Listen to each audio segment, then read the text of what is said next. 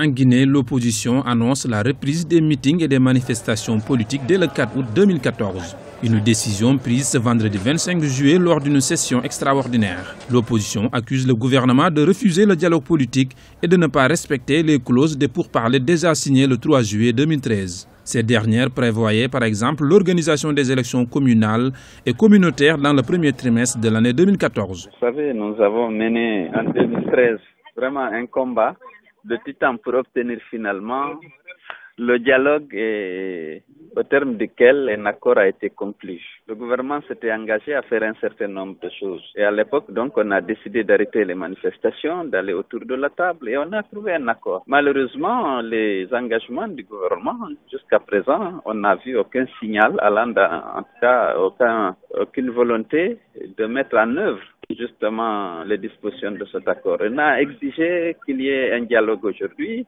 On a obtenu le dialogue et au cours des discussions, on s'est mis d'accord. Mais finalement, il semble que le président a dit qu'il n'est pas d'accord avec les conclusions auxquelles on est parvenu. Donc, nous avons décidé, si on ne confirme pas les points d'accord et qu'on accepte de s'engager à les mettre en œuvre, nous serons obligés de reprendre les manifestations. L'opposition dresse plusieurs griefs au pouvoir, notamment la tenue des élections communales dans tout le pays avant la fin de l'année 2014, le recrutement d'un nouvel opérateur électoral afin de procéder à la révision des listes électorales. Pour le président Alpha Condé, c'est une sorte de bras de fer qui, de mon point de vue, n'est pas nécessaire dans la mesure où, après une accalmie et après un retour des parlementaires guinéens aux affaires, c'est-à-dire au Parlement, il était nécessaire de suivre la feuille de route.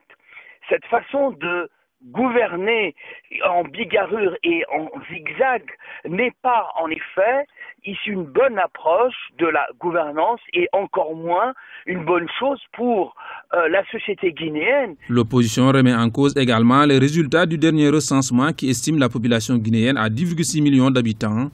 Pour les partis de l'opposition, ces données sont favorables aux partis politiques de la mouvance présidentielle.